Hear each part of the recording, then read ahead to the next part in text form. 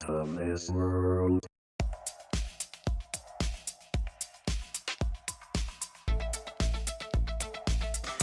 We are here this week talking about Star Wars, and with us we have a handful of people who are ready to dig into sci-fi as we always do and unearth biblical concepts and Christian concepts.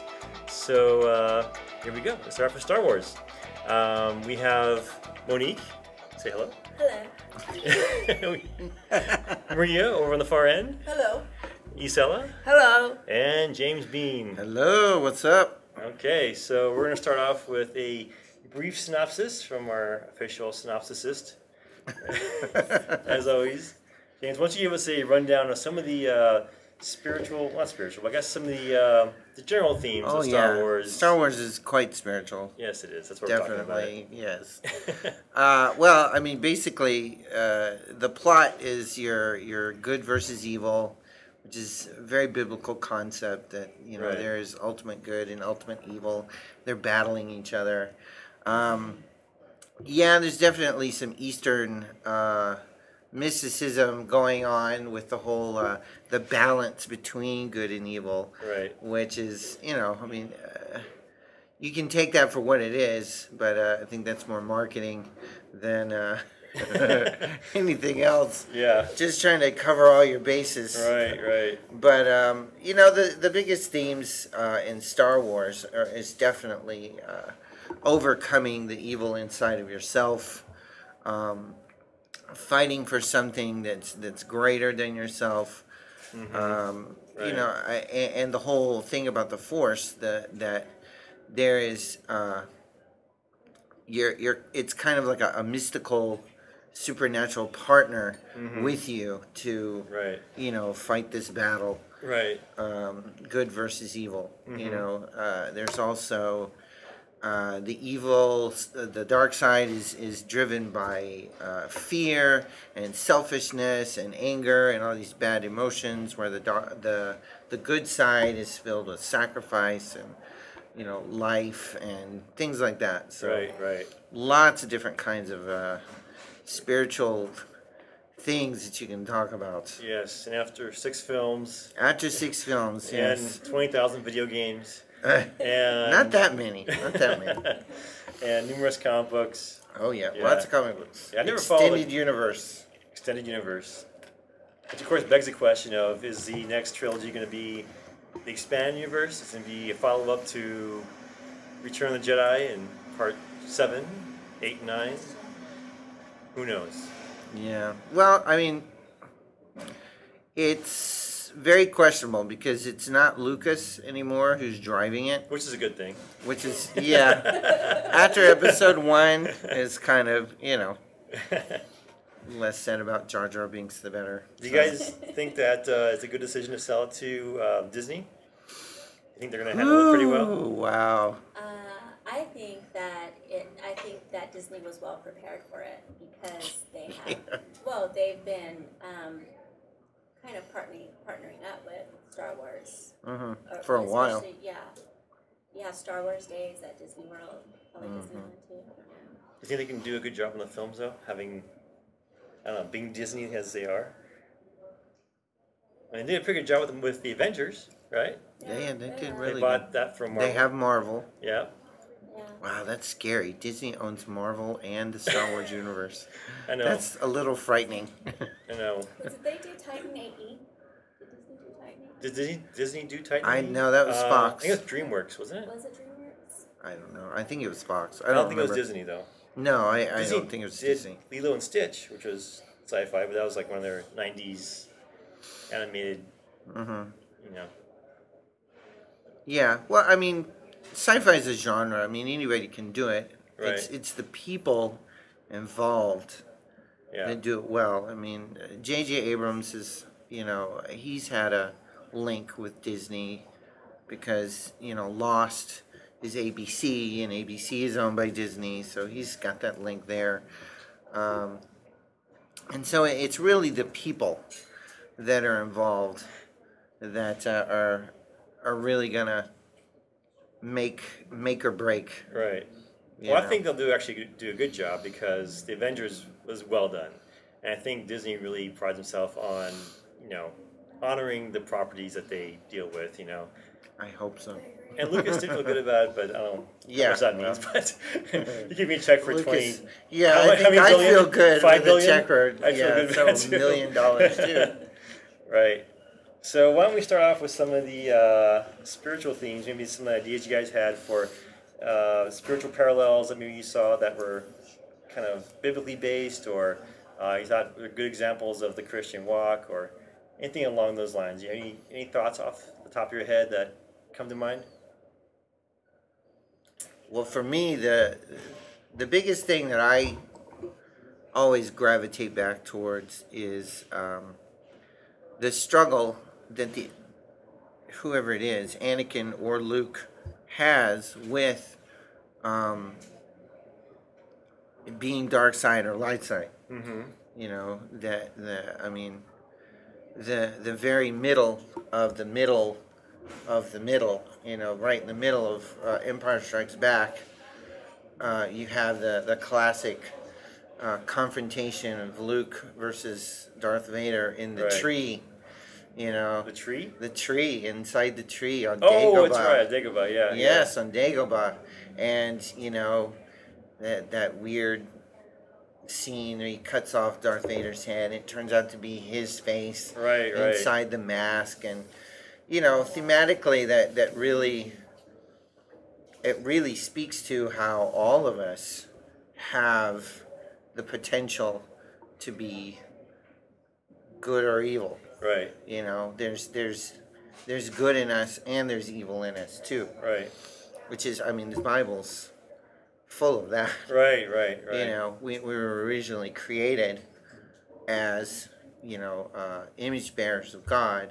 Right. But then we chose the dark side, Mm-hmm. in a sense. And not just Adam and Eve, but every single human being Right. chooses the dark side and has to wrestle with, kind of restoring things, Mm-hmm. Restoring your soul, restoring your life back to, Right.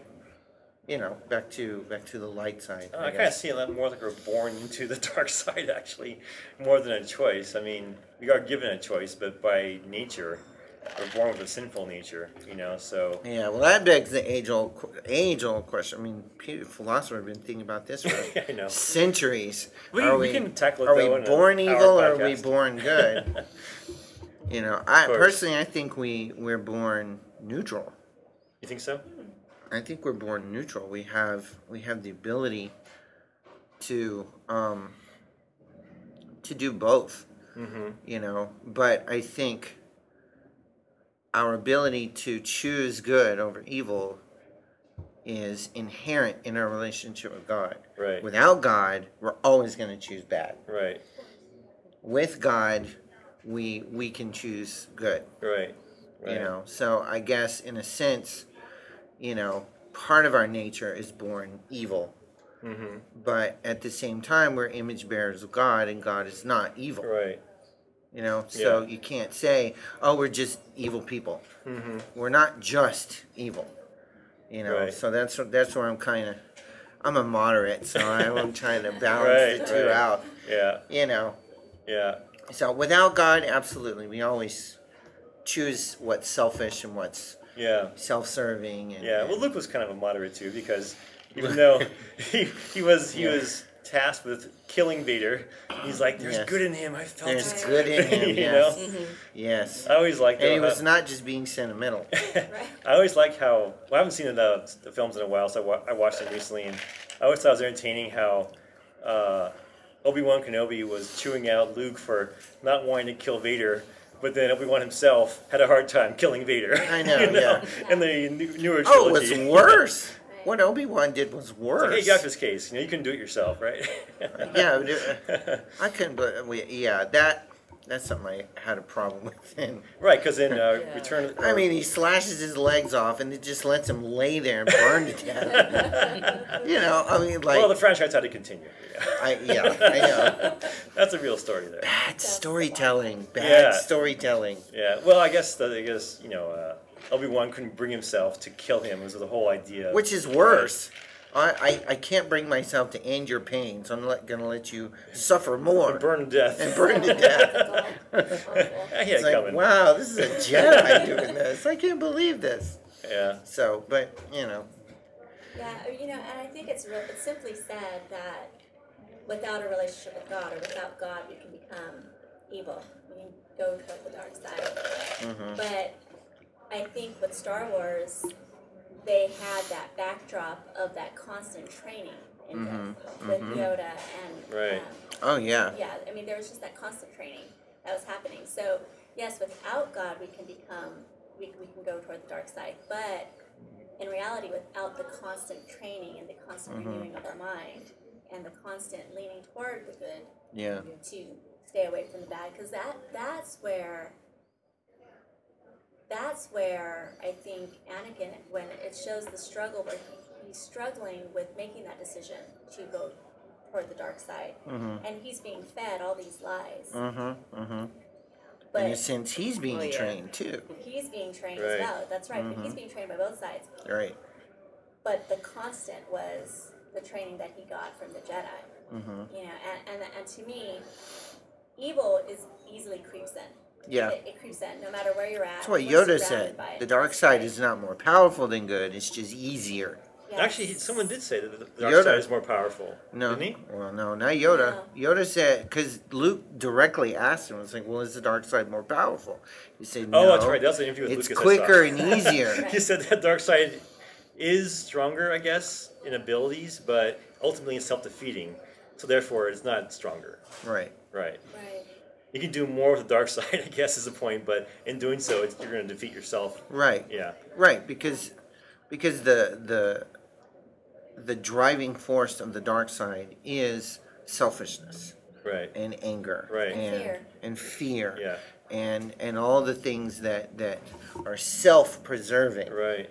You know, where the light side is all about serving others and Right. giving. And, Right. You know, and I mean, Staying focused. that's Right. very Christian. Yeah. You know, because that's our daily struggle.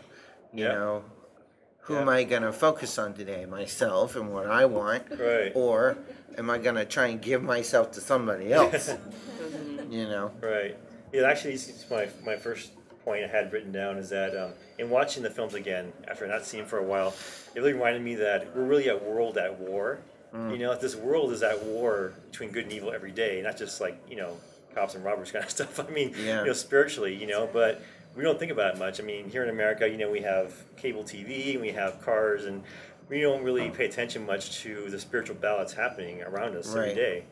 But in thinking that, though, I was thinking like how in Attack of the Clones, when Obi-Wan is training Anakin, and he says, you know, this weapon is your life, you know, and it's like the sword, right? That's right. You know, the lightsaber. Right, the sword, yeah. Right, is, you know, biblically speaking, the Bible calls the Word of God the sword, The right? sword of the Spirit. Yeah, and I actually have a verse here in Ephesians that says, use every piece of God's armor to resist the enemy in the time of evil, so that after the battle you will be standing firm.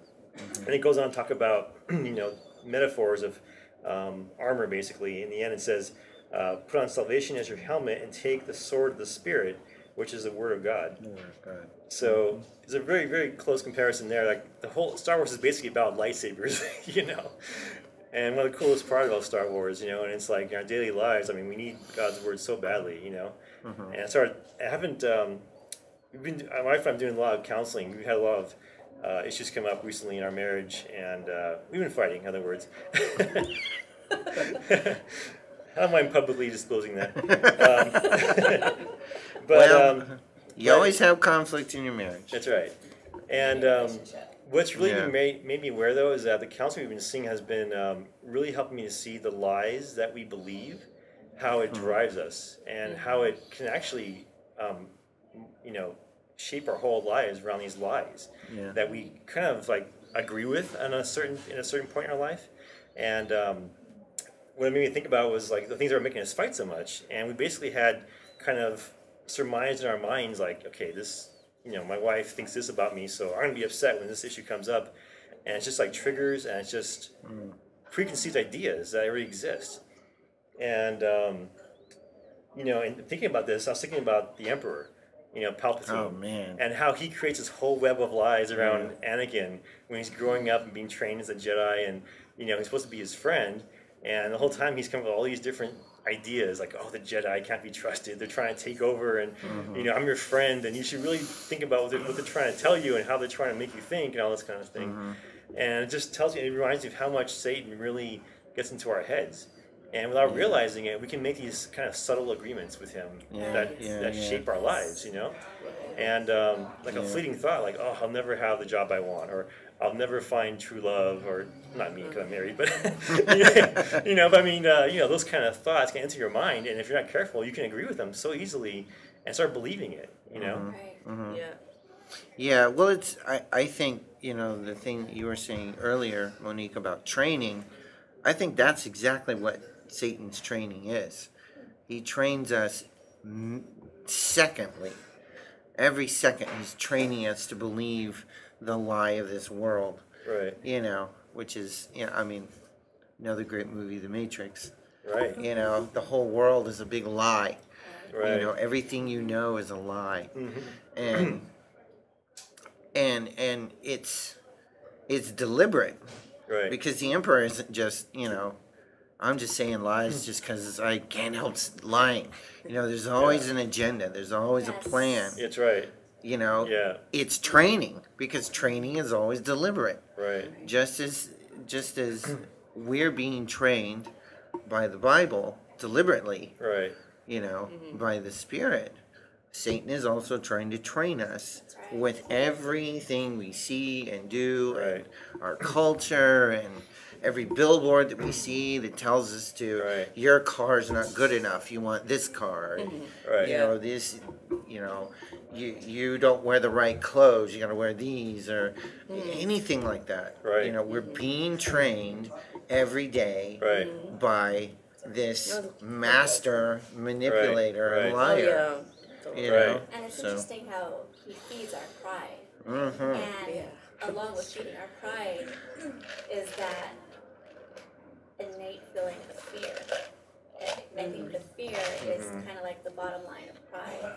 Pride is just more magnified, but fear is really what it all stems from. Oh, yeah. Afraid I'm not going to fit in. Afraid I'm not going to have enough money. Afraid I'm not going. And it's pride. I don't have, the kind of car that Maria and Rodney drive. What kind of car you guys drive? Rental car. Rental car. Really nice rental car. Though. Really nice. It's that fear of, Yeah, and scripture here I wanted to read too in Revelation, and talks about how the war began, and basically talks about how Michael was in heaven with God, and it says Michael and the angels under his command fought. Well, it says there's a war in heaven. Let me start at the beginning. There's a war in heaven. Michael and the angels under his command fought the dragon, and the dragon lost the battle and was forced out of heaven. This great dragon, the ancient serpent, called the devil or Satan, the one deceiving the whole world, was thrown down to the earth with all his angels. Then the dragon became angry at the woman, and he declared war against the rest of her children, all who keep God's commands and confess that they belong to Jesus. So, if you ever wonder why the world is not, the happy place that you think it should be, you know why. It's not the government's fault. It's not? Oh, you're right. It's not corporate America's fault either. It's Satan's fault. Right. And it's our fault because we believe. Yeah. We believe the lie. Yeah. Yeah. I'm thinking that the part that I like the most was when Darth Vader, was asked to kill his son. Mm-hmm. But I know that this guy, his master or whoever, the emperor, wanted to do it, and he got a choice, and we have a choice too, and he chose to save his son, which is like that was touching for me, that's nice. There's something good in him, which also tells you that nobody's irredeemable. I mean, Darth Vader is like the most iconic villain of all time, Yeah. you know, in movie history. Yeah. But he turns out to be good in the end. He makes a redeeming choice. Yeah. You Just know, barely. Doesn't help him much. You know? Well, it helps him in the long run, I guess. Yeah. Yes, he can join the Force. He can become one with the Force. Yeah. Afterwards. Yeah. But and that's another lie. Yeah. That Satan tells us is like, hey, once you're done, you know, one mistake you're out forever. Yeah. You know, and that's just not true. Yeah. I do like though it was said earlier. I said it was that. Anakin, he was all kind of driven by selfishness, basically. Oh yeah. You know, and that's kind fear. of fear. Fear. Yeah, but it's funny because like Luke and Anakin both had a choice to change their life somehow. Luke wanted to get off his planet, which was like out on the farm somewhere, and to join the academy and all this kind of thing. And Anakin wanted to change his life to control his fear, basically, which is his wife dying. His wife dying, his mother dying. Right. Not wanting to change, I guess, or deal with change. Or losing something so important to you. Right, not losing something important to you, right? But.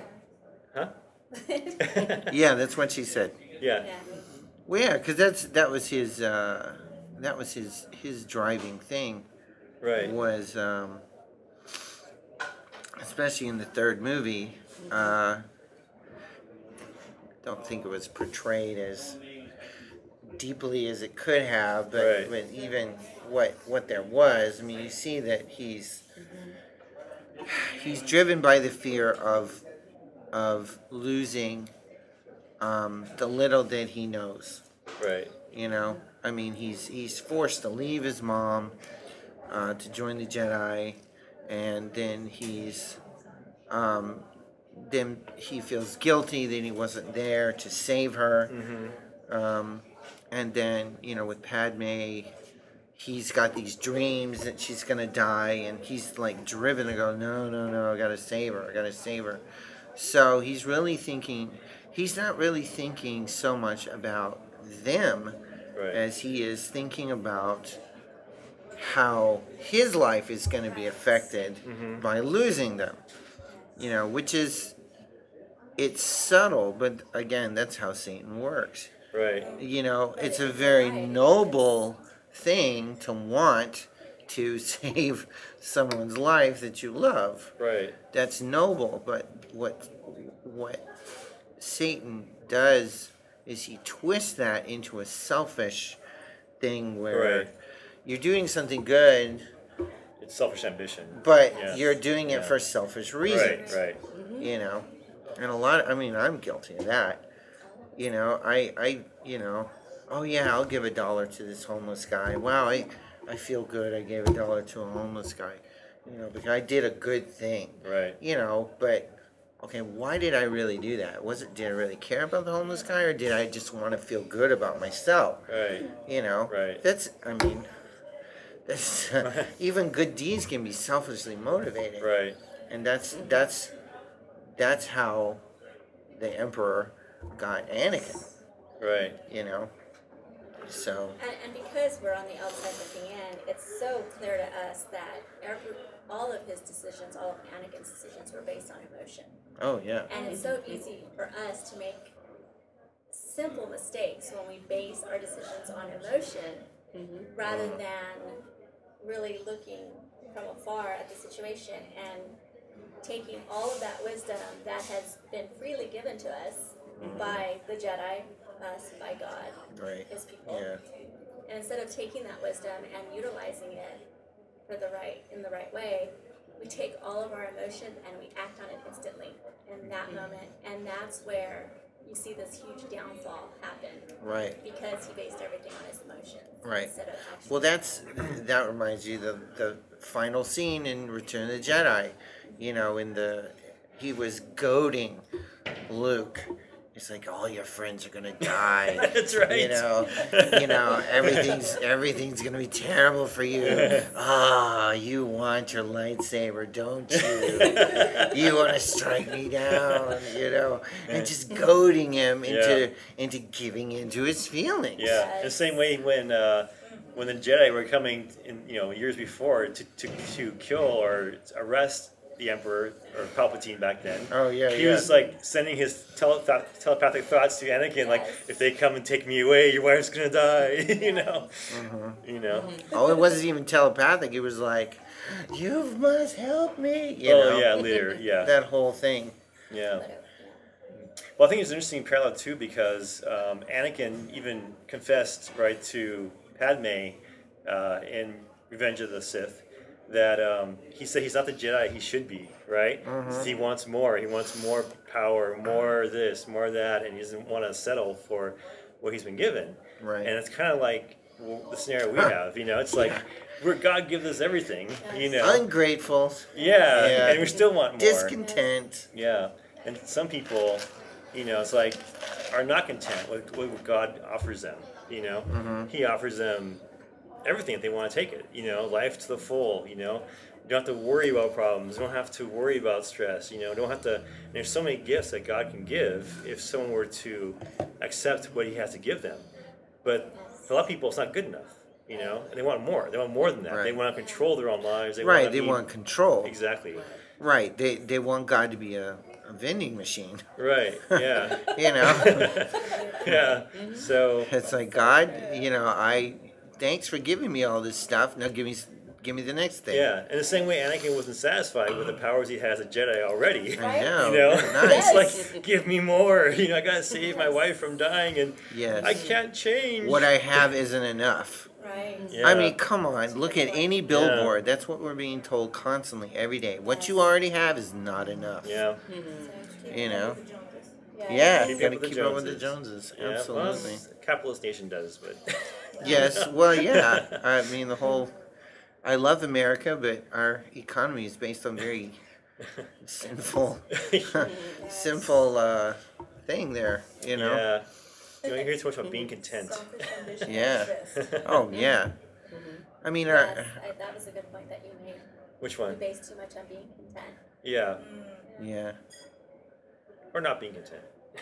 Well, Depending how you look at it.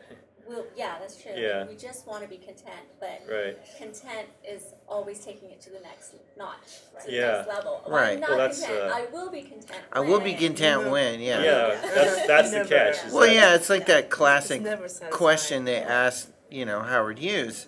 How much money is enough Yeah. money? Just a little more. Yeah. I think Monty Burns actually quoted that too on The Simpsons. Yeah. The old rich guy. Oh, of course, yeah. Yes, I have millions, but I give it all up for a little bit more. I know. Mr. Burns. I like how you compared our conversation to the Matrix because Speak up just a little bit more. Get your waveform in there. it's not You're not the best waveforming enough. There you go.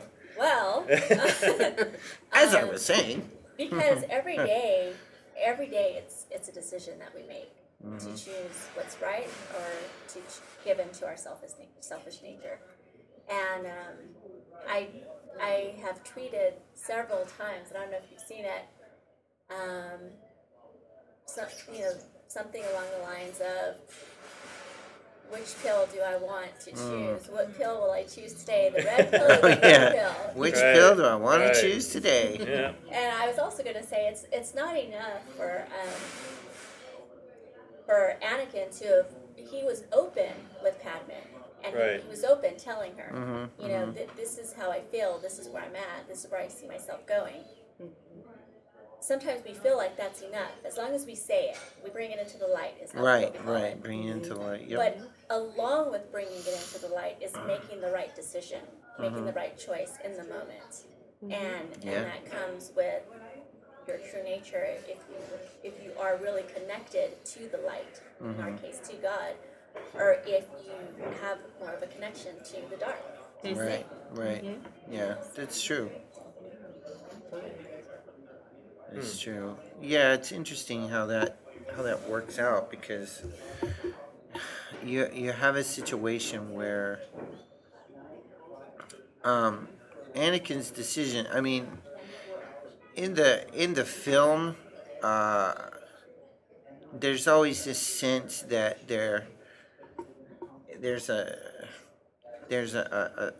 there's choice, but there's also fate, because Anakin is the chosen one who's going to restore balance to the Force. There are people that would say, well, he's in a sense he's destined to fall to the dark side, because it's not about overcoming good, it's about creating a balance. When there's too much good, well, there's something that's got some evil has to come and balance it out. And when there's too much evil, there's good has to come back to balance it out. It's a very Eastern concept, and so this is kind of where the movie doesn't completely toe the Christian line, Right. because there is a sense that Anakin, in a sense, doesn't have a choice, because he's fated to be the chosen one. He's supposed to restore the balance, and the balance is not all good, eliminating evil. The balance is, well, there's a balance. There's an equal amount of good and evil. Right. And of course, being Christian, we don't buy that. Right. Right. God is good, and the evil in this world exists, to, like a crucible, Right. to perfect our character, Yeah. to help us, to help us desire God, Right. because we would never desire God unless God did something to get us to desire Him, Right. But it just seems that when you're talking about choice, in a Christian sense, it is a choice. It's not oh, well, you're fated to do this. Again, the Matrix talking about is are you controlled by fate, or do you choose your own? I think the Christian belief system has the most balance of all, that there is an ultimate fate, but you are an active participant in that fate based on your choices. You're not, God doesn't set up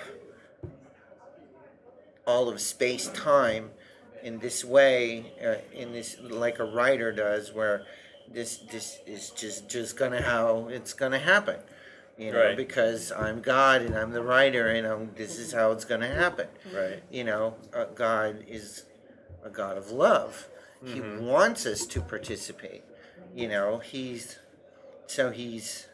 because he's kind of, to take a lost term here, he's kind of outside the time-space continuum, Right. looking at all of life, and seeing what's going to happen at the end, seeing what our choices are going to be, and then adjusting for that.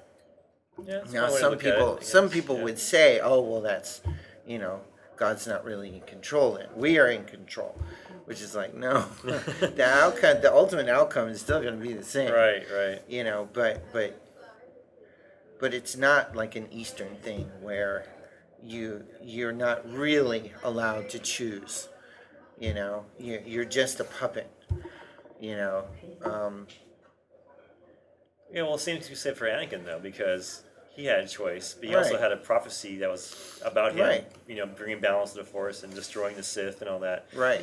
But, it didn't exactly work out that way when he joined the Sith, But in the end, it Yeah. did, because he actually destroyed the Sith in Return of the Jedi Yes. by destroying the Emperor, By and destroying then he the himself turned back to the good He side, turned back to the good side. even though he died. Right. But Yeah. But he became one with the Force. So barely, yeah. what I want to know is that what made Darth Vader be so angry. The fact that he killed his own wife, and the fact that she was confronting him, or the fact that he knew that it was that what is this guy Obi-Wan? Obi-Wan told him that he was getting to the dark side, and he's like a really angry, and the point of Choking his own wife. Yeah. From a distance. Well, his wife was confronting him with the truth, and that's what made him upset, because he wanted his way, and he wanted to hang on to everything that he thought was important. Like his wife's life. To him, he couldn't bear to see people die in his life. That's the issue he had with his mom. Not being able to get past that, he had the same self-fulfilling prophecy, I guess you can say, that if unless I do something to control life, control the world, and now the galaxy with the Empire, then he's going to be losing out. He's going to be lost, I guess to say. So when he's confronted with the truth, he just wants to don't tell me the truth. I want to do it my way. Which is the way I think should be best. So I'm going to choke you now because you're making me upset. I won't kill you, but I'll just choke you a little bit. Just choke you. Yeah, just do the force grip. Yeah. And that's why he ended up choking his wife. But then I guess his wife actually died of a broken heart, I guess. Yes. Ultimately. Yeah. She just gives up. Gives up. I have big problems with that. Just gives up? Come on, you just gave birth to twins. You're a mom now twice, and you're just going to give up. People do die of broken I hearts. know, but still. But, I mean, her character... No, okay, no. Really? Well, I could really get into... Yes. I'm a writer, Yeah, so see, I'm like, this is completely not... Having writers on a show is always a fine line. Yeah. You never know I won't go there. when they're going to turn on you. I know. I got things to say about that, but I won't. You're lucky Noreen's not here, because she would probably join you. Yeah, she probably would. But yeah, again, going back to the fact that he is making a choice. It's kind of like what you were talking about earlier, Monique, how his choice is a rash, emotional choice. If he would stop for a second and go, oh my gosh, I'm choking my wife to death.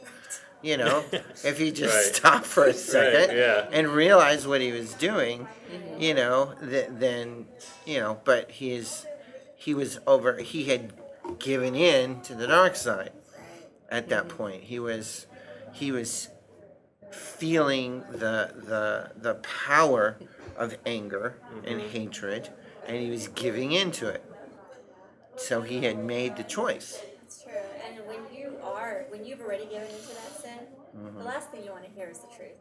Like that's it's the truth. It's very true. Yeah, Inconvenient thing. Yeah. An inconvenient truth. Very inconvenient. That's how Gore would say. Yes. Yeah. And the funny thing is hearing Padme. Oh, you're breaking my heart. You're breaking my heart. Oh yeah.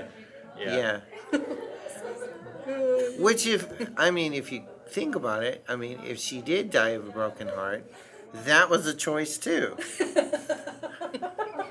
that a choice? It was her choice to give up. Because he didn't actually kill her. It's not like he took her life. She gave up. That's a choice. You are right. Actually, you are right. And how many times do we do that? I'm going to How many times do we do that? my divorce with Joe, because when he decided to proceed with the divorce, I literally made a choice to continue to live because I didn't want to live when he came home and asked for it. Everything in me shut down. I just wanted to die. But I have children. Right. And I think that was, and although I made the decision at that point, I died in another sense, Right. meaning I turned away from God at that point, and I decided to live that dark life and not live in the light any longer. That was my choice, but it wasn't as detrimental as Padme's choice. Right. Yeah. Just Exactly. giving up and dying. Yeah, giving up and dying, leaving the 2 kids, and it's like, Right. Yeah. Yeah. You are absolutely right in that, Yeah. and I can honestly say I am sitting here today because I made a choice that she did not make. right. Yeah. Yeah, but that's a pretty intense example, you know. Well. Well, it is. I mean, not everybody's choices are that. You know, some people's are, but I mean, I've never been put in that position where I have to make a choice that intense. I mean, I Has your heart ever been broken? well, yes, it has, but I commend people who get to that depth in their soul, and they still come back. You know, I mean, it's like what the thing that you always hear. It's not how many times you fall down; it's how many times you get up, and that's a choice too. Right. You know, and it's commendable, you know, for you that you're getting back up. You know, and I'm just thinking about myself. I was like, wow, I hope I would have, you know, the heart like you, like Luke, when he had a choice of killing his dad or Yeah. not. Yeah, talk about a Christian concept right there. I mean, oh my gosh, geez. my favorite. I mean, to be honest, in that one scene in Return of the Jedi is one of my favorite scenes. Oh yeah, me too. Where he just throws the lightsaber away. He says, "No, I am a Jedi, like my father before me. I Right, will right. not give in." And it's a choice. It's a choice Although he makes. it was a mistake to throw his lightsaber away, I thought. Yeah, I well, agree. But, you know, the point was made. Yeah. I should just retreated with the Force. yeah, but Luke didn't see episode 3. That's right. He didn't know about the Force lightning. He didn't know about the Force lightning. Yeah. No. He didn't know about the Force lightning or the hidden, you know, lightsaber and Yeah. you know, the swirling around the fight with Yoda and he didn't know about all that, you know. That's right. Yeah. It's a good See, Luke should have had a backup lightsaber on his hip or on his leg or something, you know. Just, Well, you know, he's a I whipped it out. he's a noob. he's a noob. He was a noob He's Jedi. I Newbie mean, come Jedi. on. He's a noob Jedi. Newbie. He didn't know. He's like a new He didn't know. beginner. Like a rookie. Yeah, rookie. Yeah. Yeah, he didn't know about Darth Maul's double-bladed lightsaber. He didn't know That's about, right. He didn't know about, you know, the Asajj Ventress's, you know, twin lightsabers, and, you know, Or Mace Windu's purple lightsaber. purple. Yeah, Mace Windu's purple one. He just knew the green and the blue, Yeah, and that was it. green, Yeah. blue, and red. Poor Luke. Red. He fried, but he lived. Yeah. But that is probably one of the best moments of the whole trilogy. Oh, I yeah. mean, probably, you know, to sum it up, like when he's in, you know, on Tatooine, standing watching the double suns setting, you know, Yeah. looking toward the future, you know, and then at the end, of course, when he, you know, proves himself to be, you know, a real man, a real Jedi, Right, a you real know, Jedi. Yeah. yeah. A real disciple. Yeah, because which is interesting because you know Yoda and Obi-Wan, they said nothing about you know loving this guy, trying to help him, trying to bring him back. They just said No. take his head off. You know, like this guy's gone too far. Yeah. Just take him out. You know, but Yeah. there's none of that going on. But Luke, you know, Well, Luke. Is it? Yeah, Luke knows. yeah, as it turned out, you know, Yeah. Luke had the inside track on that He one. had the inside track. Yeah, somehow. Hello. That father-son connection. Yeah. Again, Obi-Wan pressuring Luke to kill him, and he couldn't do it himself. I know. Yeah, another plot flaw. Another plot flaw. Get off his back. Yeah, you know, and Darth Vader, instead of killing his son, he chose to kill Palpatine instead, Oh yeah. which was really Right. crucial there. That's a good point. Yeah. Well, I think seeing his son suffering is probably the turning point there when the Emperor is like just, frying him to death with electricity, and his son. Well, I think he saw his failure. Right. Because he wasn't willing to die Right. for Padme. Right. He wasn't willing to sacrifice his own life, but he sees his son is willing to sacrifice his life for him. Right. That is a great point, and that's a great example of how we learn from our mistakes and grow and change. It's a really good point. Yeah. I mean, it's a little bit of a stretch. No, I think you're right on though. I mean, it was getting electrocuted, so Yeah, I think when anybody's being electrocuted, the sympathy comes out. Yeah. It's like. Yeah. But yeah, the point's still there that sacrifice, I mean, godly qualities motivate people, to action, to change. To change. Right. That's why we're to be ambassadors and examples. Mm-hmm. More than, people yelling on a street corner. Exactly. About how God, hates your sin. Right. It's like, well, how about have a relationship? Show by example, model the behavior. It's like the old saying, if you want to reach out to someone, go ahead and, if you must, use words. Yeah. If you must use words, that's true. Well, that's a great example that Luke did, because he just loved his father. He loved him through action. Yes. By not killing him. Right. Exactly. Because he could have. Because once. Well, he was in the middle. He was in the middle of rage. Yeah. I mean, he's just beating on Luke, his. Beating on his dad. Beating on his dad. Yeah. His dad's down on the ground. He's just beating on him. Yeah. With the lightsaber, cuts off his hand. Yeah. A little payback, I Yeah. guess. Right, For Empire Strikes Back. That's right. But then, but what stops him? The glove. Well, the stump. The stump. The stump. I mean, because it's all wires and stuff, and he looks at his own hand and is like, oh my gosh. Right. This is what I can become. Right. The thing that Anakin didn't do, he didn't stop and think about his actions. He didn't stop and think. But Luke does, And then, of course, Satan, through the Emperor, but Satan gives himself away by starting to talk. He starts to talk. The Emperor gives himself away? Well, because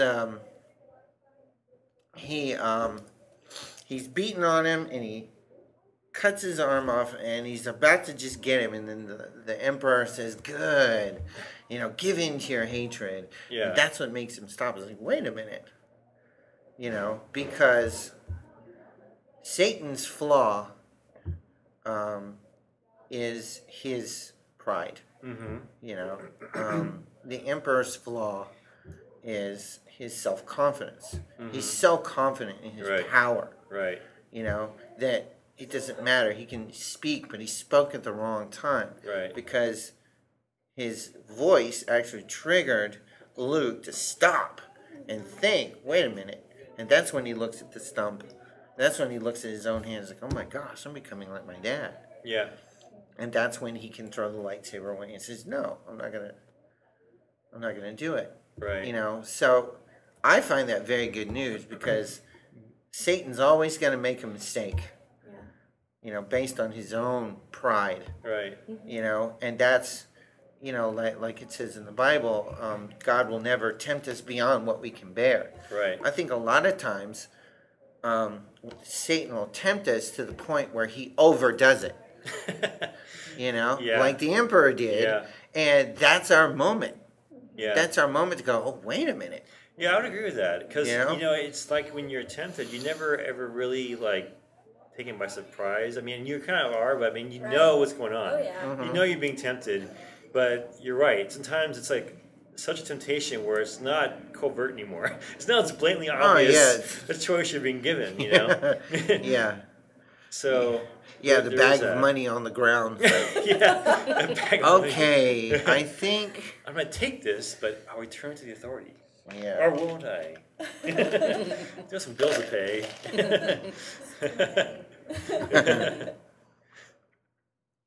Yeah. Awesome. Well, we've gone for almost an hour. Almost. All right. Should we wrap it up?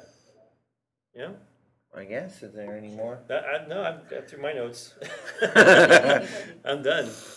I think this is great. All right, cool. Yeah. Any closing thoughts or points that you thought were especially hard hitting?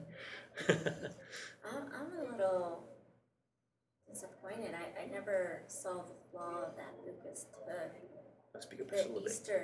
I said I'm a little disappointed because I never saw the flaw that Lucas took the Eastern concept. I never saw that until tonight. So I learned something new, and now I'm just really disappointed. Yeah. You can go back and watch it again. Right. Yeah. I didn't see him as flawed. Now I do. Yeah. The balance of the force. Yeah. Right. Yes. Well, I always the explanation of the Force that Yoda gives in Empire Strikes Back, you know, how it's something that flows. He says life creates it. Life creates the Force. Mm-hmm. You know, which is Eastern, unchristian.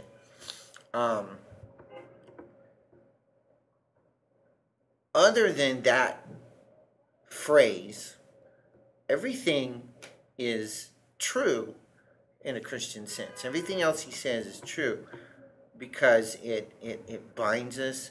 God's Spirit binds us. It unifies us.